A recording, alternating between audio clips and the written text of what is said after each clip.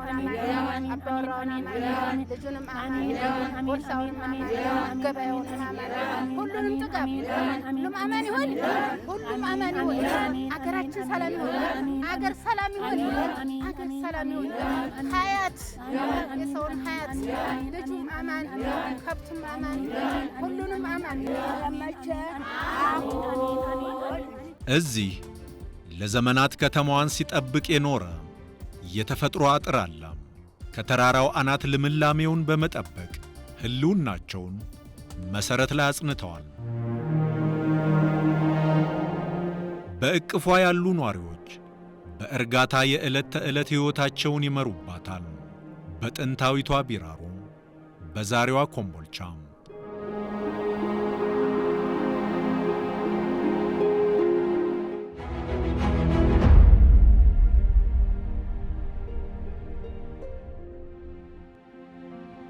በተቸራት የመልክዓ ምድር አቀማመጥ ከአፋር ከአማራና ከትግራይ ከተሞች ጋር ያላት ቅርበት ለንግድ ልውውጥና ኢንቨስትመንት የስበት ማዕከል ያደርጋታል። ስልታዊ አቀማመጧና ጸጋዎቿ የስበት አቅሟ ናቸው።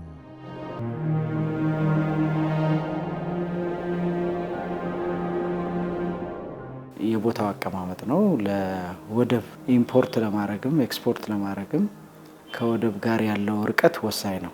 ከ485 ወይ 80 አካባቢ ነው ከጅቡቲ ያላት ርቀት። ወደቦቹ ድረስ አክሰስ የሚያደርግ ሰሜን ኢትዮጵያ ጋር የሚያገናኝ መንገድ አለ። አዲስ አበባ ያለው መንገድ ከተማው የውሃ አቅም በጣም ከፍተኛ ነው። ኤርፖርት አለን። ይሄ ኤርፖርቱ ደግሞ የበለጠ በ35 ደቂቃ ከአዲስ አበባ ኮምቦልቻ ያርፋል። አሁን ደግሞ ከኮምቦልቻ ባህር ዳርም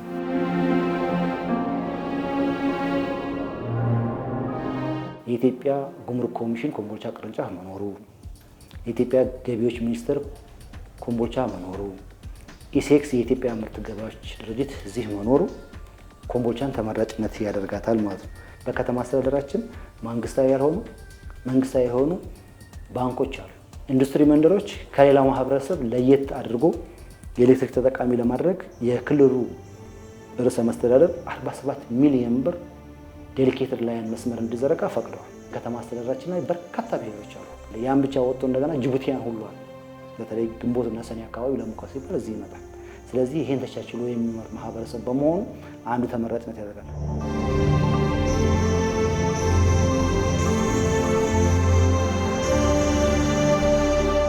በቅርብ ጊዜ ስራ ይጀምራል ብለን የምንጠብቀው ደግሞ ባቡር አለና ብዙዎቹ ባለሀብቶች ሲመጡ ባቡሩ ስራ እንደሚጀምር በጣም ኤክስፔክት ያደርጋሉ። ባቡር መጠቀም በዋጋ ደረጃ አዋጭ ስለሆነ በትልቁ ደግሞ የሰው ሀቅ መጠበቅ አለብን ብሎ የሚያስብ ህብረተሰብ ስለሆነ ንብረቴ እንደዚህ ይሆናል፣ ይጎዳብኛል፣ ይቃጠልብኛል፣ ይዘረፍብኛል ብሎ አይሰጋም።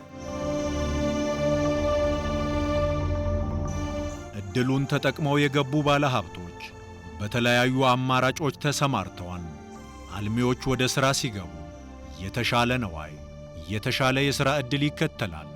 ተኪ ምርት በሀገር ውስጥ በማምረት የውጭ ምንዛሪ ጫናን ያቃልላሉ። ባለፈው 2017 ዓ.ም 133 ባለሀብቶች አዲስ ኢንቨስትመንት ፈቃድ ወስደዋል። 31.1 ቢሊዮን ብር ካፒታል ይዘው መጥተዋል። ያን ብቻ አይደለም ደግሞ 19571 የሥራ ዕድል ይፈጥራሉ። ይህን በንጽጽር ለማሳየት በ2018 የበጀት ዓመት በ9 ወሩ 84 አዲስ ኢንቨስትመንት ፈቃድ ሰጥተናል። አሁን ባለው ነባራዊ ሁኔታ 14.6 ቢሊዮን ብር ካፒታል ያላቸው ባለሀብቶች ያን ብቻ አይደለም 2650 የሥራ ዕድል የሚፈጥር ባለሀብቶች ወደ ከተማችን መጥተዋል።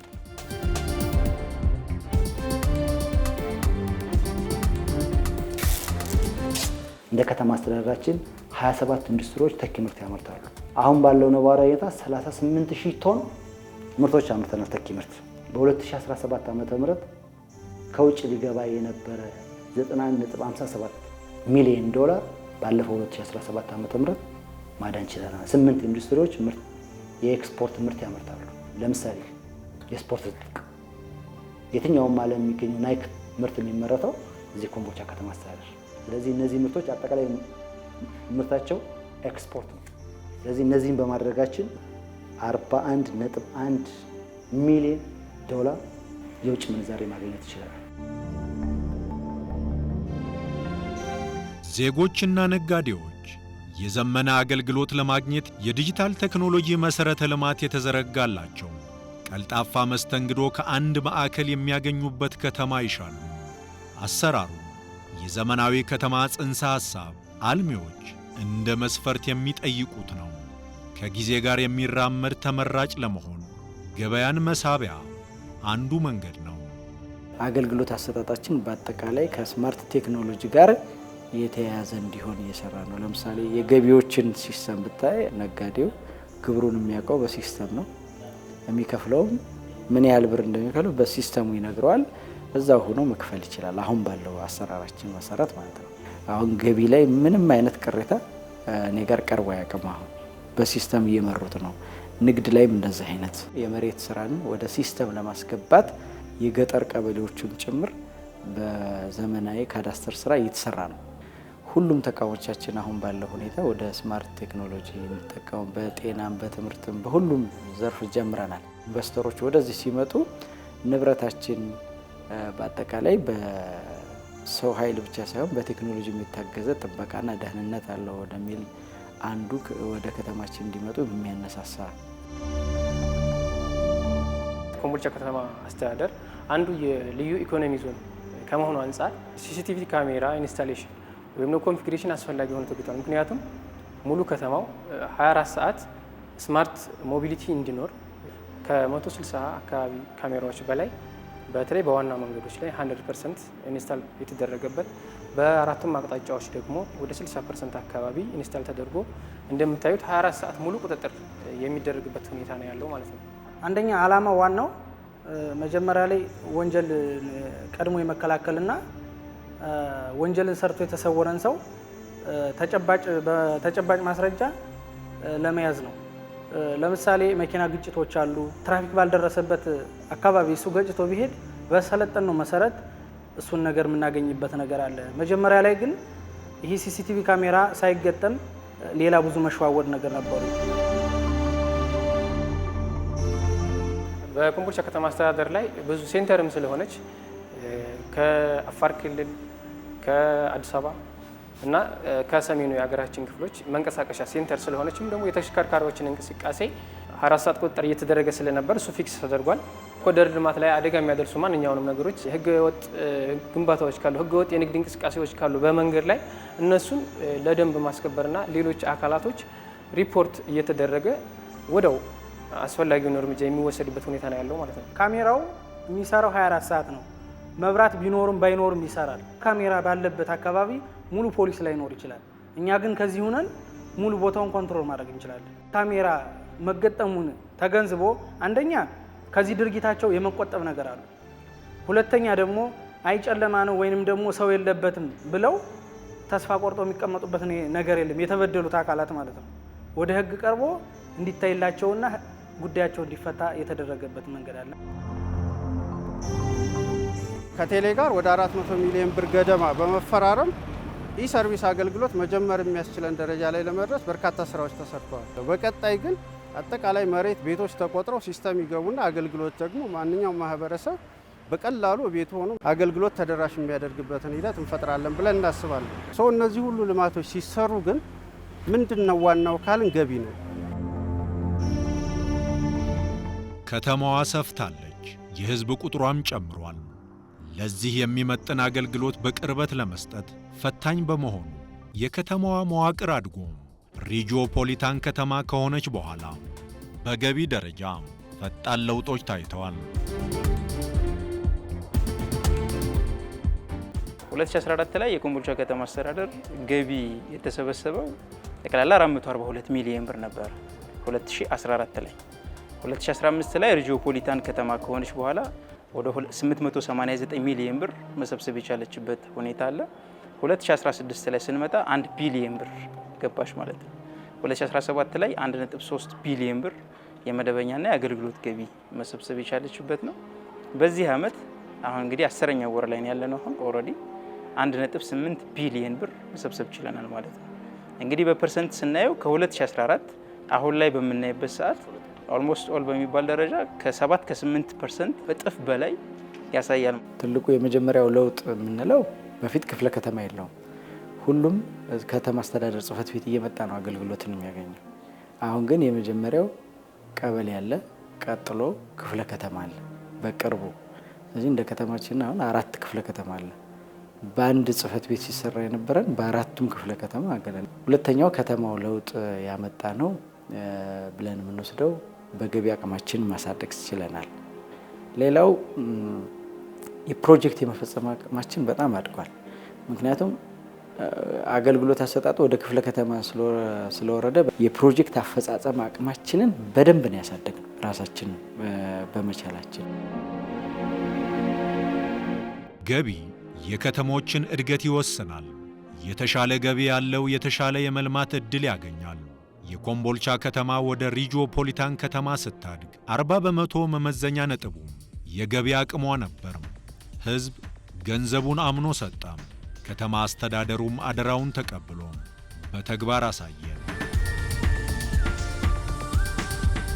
ለምሳሌ ያክል ብንወስድ የተማሪ ምገባ በኮምቦልቻ ከተማ አስተዳደር ታሪክ የተጀመረው ከ2 ዓመት በፊት ነው። በመንግስት ፋይናንስ በድጎማ ተጀምሮ በኋላ ላይ ማህበረሰቡ ድርሻ እንዲኖሩበት ታስቦም ጭምር ወደ ስራ የተገባበት ሁኔታ አለ። በተለይ ከሪጂኦፖሊታን ከሆነ በኋላ በርከት ያሉ ትምህርት ቤቶች የተገነቡበት ነው። ስታንዳርድ ከማሻሻል ጀምሮ በርካታ የትምህርት ቤት መሰረተ ልማቶችን በማሟላት ረገድ ትልቅ ድርሻ የተሰጠው ነው። አጠቃላይ በመሰረተ ልማት ከማሟላት ጋር ተያይዞ በርከት ያለ የፋይናንስ ድጎማና የፋይናንስ ምንጭ ሆኖ ገቢ አገልግሏል ማለት ነው። የውሃ ሽፋናችን የህዝብ ቁጥር እየጨመረ መምጣቱን ተከትሎ በ515 ሚሊዮን ብር ፕሮጀክት ይዘን እየሰራን ነው። 6 ጥልቅ ጉድጓድ አለው። 102 ኪሎ ሜትር ዋና ወደ ሪዘርቬርና የውስጥ ለውስጥ መንገድ ዝርጋታዎች ጭምር ያሉት ነው። ኦልሞስት ይህም በአጭር ጊዜ ውስጥ የሚጠናቀቅ አሁን ያለ መቆራረጥ ችግር ብቻ ሳይሆን በቀጣይ 20-30 ዓመት የሚሆን የከተማውን ህዝብ ቁጥር የወደፊቱን ታሳቢ ያደረገ የውሃ ችግር ይፈታል ብለን እናስባለን። በትምህርት ቤት ግንባታ ከ300 ሚሊዮን ብር በላይ አውጥተናል። ጤና ተቋማችን ወደ 150 ሚሊዮን ብር አውጥተናል። የነበሩን ፕሮጀክቶች እንድንጨርስ አድርገናል። ቄራ ነበር፣ ቄራውን እንዲጠናቀቅ አድርገናል።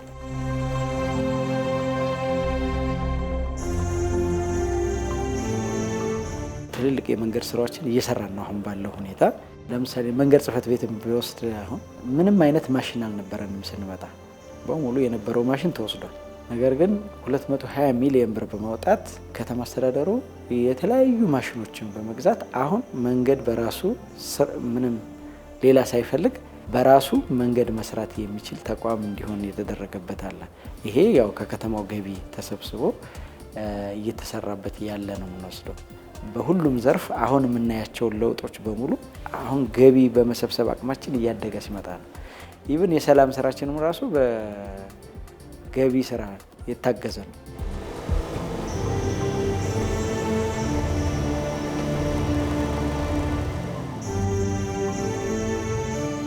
መብራት ላይ ያልተቆራረጠ ኃይል ለኢንዱስትሪውም አጠቃላይ ለነዋሪው መስጠት አለብን በሚል አጠቃላይ የእንጨት ፖሎችን ወደ 4500 በኮንክሪት ፖል የሚቀየሩበት ስራ እየተሰራ ነው።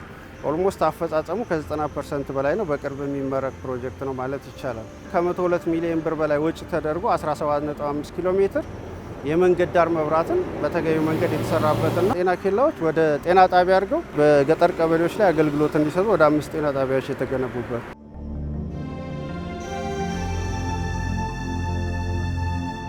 ትምህርት በግብዓት በሂደትና በውጤት ይለካል። ከተማ አስተዳደሩ ያለፈውን ፈትሾ ዛሬ ላይ የነገውን ጥርጊያ እያበጀ ነው። ተግባሩ በአንድ ድንጋይ ሁለት ወፍ የመታ ሆኗል። አንድም በሌማት ትሩፋት ወተት ለተማሪዎች ምገባ ሲቀበል፣ በከተማ ግብርና ለተሰማሩ የሥራ ዕድል በመፍጠር በትምህርት ሂደት ላይ ፍሬውን አይቷል።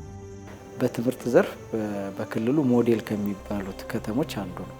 ይሄ ከተማ አሁን በየሳምንቱ 7 ሚሊዮን ብር ለተማሪ ምገባ ይከፍላል። 17000 በላይ ተማሪዎችን ይመግባል። የምንመገበው ደግሞ በኒውትሪሽን ቫልዩ በጣም የተገናኘ ዳቦ በወተት ነው የምንመገበው ለተማሪዎቻችን።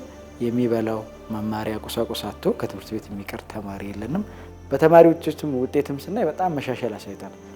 ከዛሬ 4 ዓመት በፊት እኛም ከተማ 4%፣ 5% እንደዚህ ነው የሚያሳልፈው በ12ኛ ክፍል ፈተና። በዚህ አመት ግን ሁሉም የከተማችን 12ኛ ክፍሎች የሚያስፈተኑት 48% አልፏል ወደ ዩኒቨርሲቲ።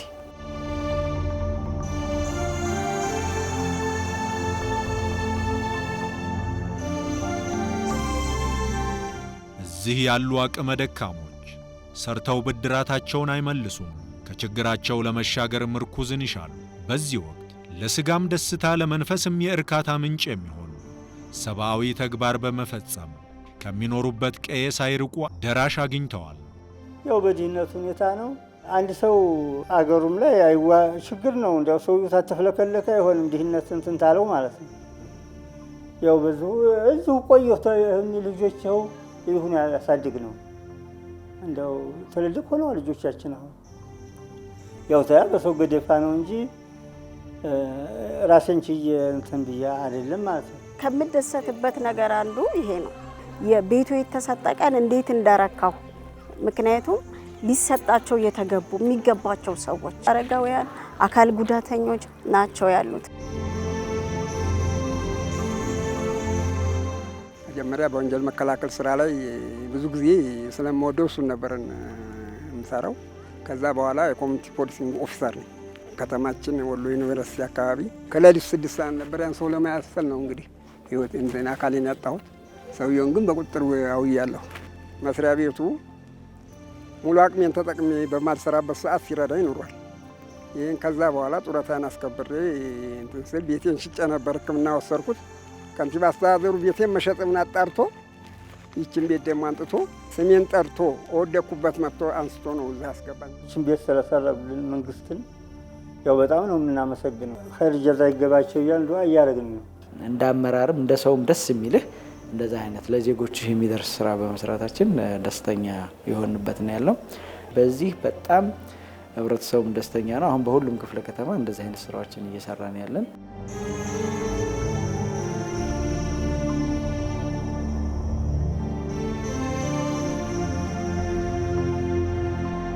ኮምቦልቻ በንግድና ኢንቨስትመንት እንቅስቃሴ ውስጥ ማዕከላዊ ስፍራ ያላት በመሆኗ ከተማው ከገጠሩ አምራቹ ከሸማቹ የሚተሳሰርበት መንገድ በፌዴራል መንግስት ወጪ እየተፋጠነ ነው።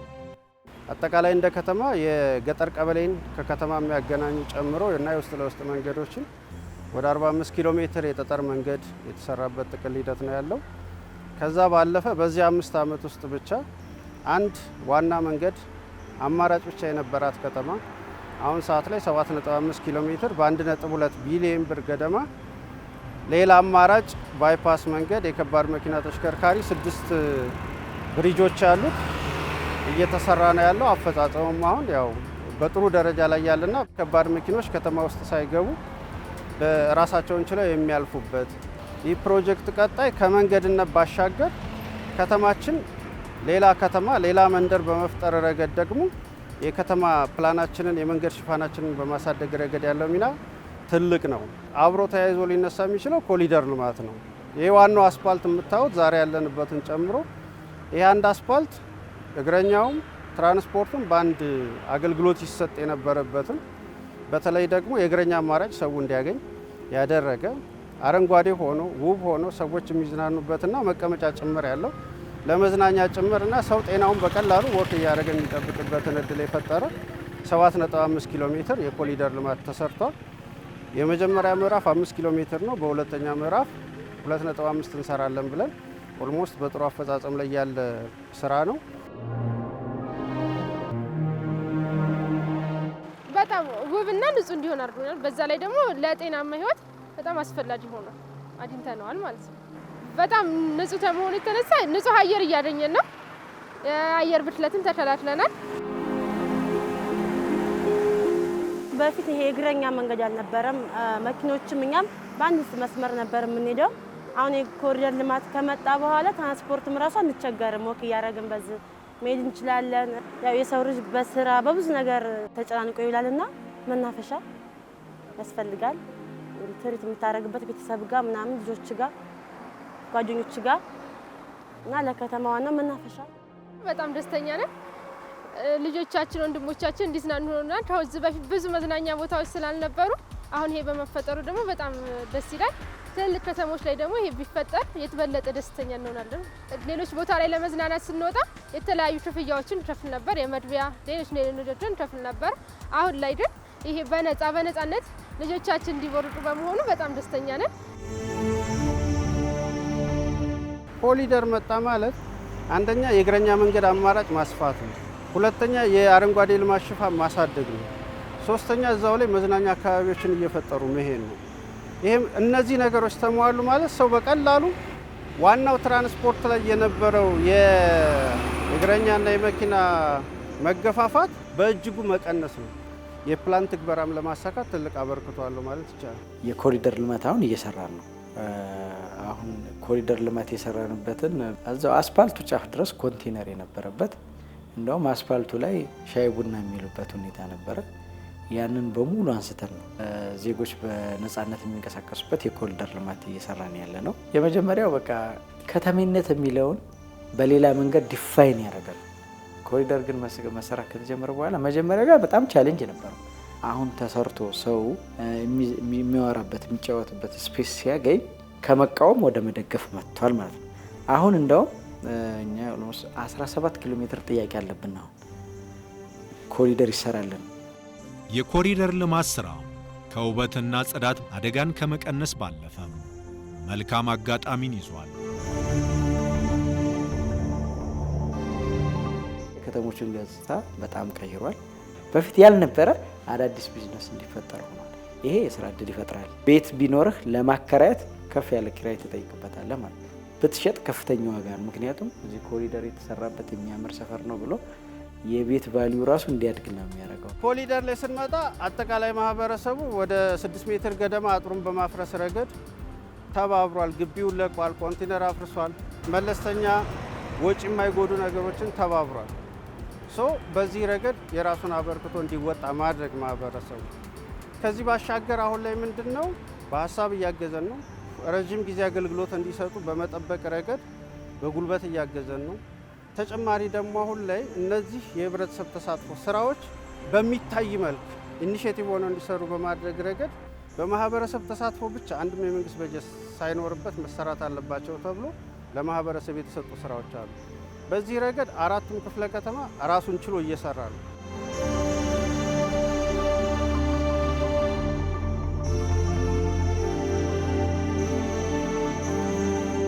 ኮምቦልቻ የሰሜኑን የምስራቁንና የመካከለኛውን ኢትዮጵያ የምታገናኝ ስልታዊ በር ናት። ከ131 በላይ ፋብሪካዎች በምርት ላይ ናቸው።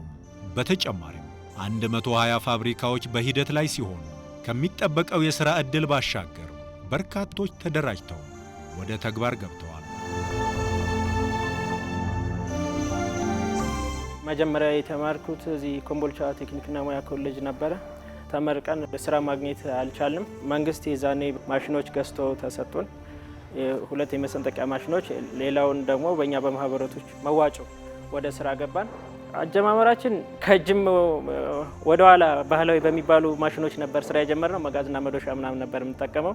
ግን ከጊዜ ወደ ጊዜ ቴክኖሎጂ ያመጣቸው ባሉ ማሽኖች እኛንም መንግስት ከፊት እንድንቀደም በሚያደርግልን ጥረት አፕላይድ እያደረግን አሁን ላይ ደግሞ ብዙ ድካም ቀንሶልን በሶፍትዌር ማሽን እየታገዝን እየሰራን ያለን። ስራ ፈት ስለሆነ ያው ሰው አመለካከቱ ጥሩ ነገር ላይ ያለው፣ አሁን ግን ያለነው ነገር በጣም ጥሩ ላይ ስለሆነ የተሻለ ነገር እያቀረብ ስለሆነ ሰው ወደኛ አሁን አመለካከቱ ተቀይሯል። የስራ ሰዎች ናቸው ነው የሚለው ሁሉም አለበት። አሁን ያለንበት ሁኔታ ሁላችንም በትዳር ላይ ነን ያለነው። ልጆቻችን ልጅ አለን፣ በዛ ላይም ቤተሰቦቻችንን እያስተዳደርንበት ነው ያለነው። ሁላችንም ስራን ሳንመርጥ ባለችን ጊዜ ባለችን ታይም ባለችን ካፒታል ወደ ስራ መግባት አለብን ብዬ ነው የምለው። ምክንያቱም አሁን የሰራ ሰው ነው ከፊት እየቀደመ ያለው፣ የሰራ ሰው ነው ራሱንም ቤተሰቡንም እየቀየረ ያለው። ስለዚህ ተስፋ ባለመቁረጥ ያው ትንሽ ነገር ይዘህ የራስን እያሳየ ወደ ስራ መግባት አለብን። በአንድ በሬ ስቦ በአንድ እጅ አጨብጭቦ አይዘለቅም በማለት 80 ሴቶች ማህበር መሰረቱ። የገበያ ፍላጎትን ለመድረስ በማለም ጫናዎችን ተቋቁመው በቀን 16,000 እንጀራ ማቅረብ መጀመራቸው ለከተማዋ ተስፋ ሆኗል። 16,000 እንጀራ እቅዳችንን ለመድረስ 80 ሴት ሰራተኛ ብሎ ማለት የ2-3 ትንሽ ፋብሪካዎች ያክል ነው ብለን ነው የምናስበውና ይሄ ድርጅት መከፈቱ ለዚህ ለአባሉ ብቻ አይደለም ጥቅሙ ማለት ነው። አንደኛ ከገበያ ጥራት አኳያ ካለው ከወቅቱ ሁኔታ ጋር የገበያ ማረጋጋትን ይፈጥራል። ለሆቴሎች 23 ብር ማቅረብ እንደገና ምንድነው ሴቷ ራሷ ከዚህ ወስዳ እንድትሸረችር በማድረግ በገበያ ሁኔታ ላይ 25 ብር እንሰጣታለን። 30 ብር በሱቅ ላይ እንድትሸረችር ወይ በቤቷ 35 እና 40 የነበረውን 30 ብር። ከጥራት አንጻርም ሲታይ ዛሬ ያው በሀገራችን ላይ ብዙ ነገሮች በአር ነገሮች የሚጨመሩ ነገሮች አሉ። ይሄ ራሱን የቻለ ፒውር ነገር ነው። በጤናም ተረጋግጦ ለማንኛውም መስተንግዶ ንጹህ ነገር ከዚህ ከማህበር አግኝቶ ማህበረሰብን ጥሩ ነገር መግበህ የምትልበት ሁኔታ ላይ ነው ያለው ማለት ነው። ምክንያቱም ከሳይዝም ብዙ ነው ጥቅሙ።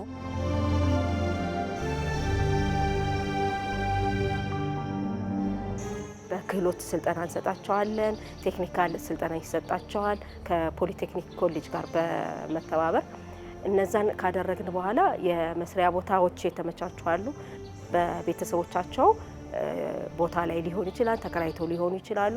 በርከት ያሉ ወጣቶች የስራ ፍላጎቱና ተነሳሽነቱ እስካላቸው ድረስ መስሪያ ቦታ የለንም ብሎ የሚቆሙበት ሁኔታ የለም። ስለዚህ ይሄንን ደግሞ ተጨማሪ ለስራ እድል ፈጠራው ትልቅ አቅም ሆኗል ማለት ነው። ስራ እድል የምንፈጥረው በ5 የስራ ዘርፎች ናቸው። የዛሬ 5 ዓመት ወደ 6,000 አካባቢ የስራ እድል የፈጠርንበት ሁኔታ አለ። አሁን ዘንድሮ ላይ ሆነን ስናየው እንደ ከተማ ደግሞ ወደ 20,000 ነው እቅድ የተሰጠን ማለት ነው። አሁን ላይ አፈጻጸማችን ስናየው ወደ 13,924 አካባቢ የስራ እድል ፈጥረናል። ስለዚህ በየአመቱ የስራ እድል ፈጠራው እድገት አለው። እንግዲህ በፕሮጀክት ደረጃ ስንል ግንባታ የሚባል አለ፣ ቅድመ ግንባታ አለ፣ ግንባታ ማጠናቀቅ አለ። በእነዚህ ሂደት ደረጃዎች 120 ፕሮጀክቶች አሉ። አሁን ቀጣይ ግንቦት መጨረሻ አካባቢ የሚመረቅ 4.5 ቢሊዮን ብር ካፒታል የያዘ የአልሙኒየም እና የመስታወት ፋብሪካ በምስራቅ አማራ ወይም በአማራ ክልል የመጀመሪያ የሆነ የአልሙኒየም ፋብሪካ አለ። ይሄ በርካታ የስራ እድሎችን ይዛል። ፕላስ ዛት ደግሞ ከውጭ የሚገቡ ምርቶችን ይቀንሳል፣ ተኪ ምርትም ያመርታል ማለት ነው።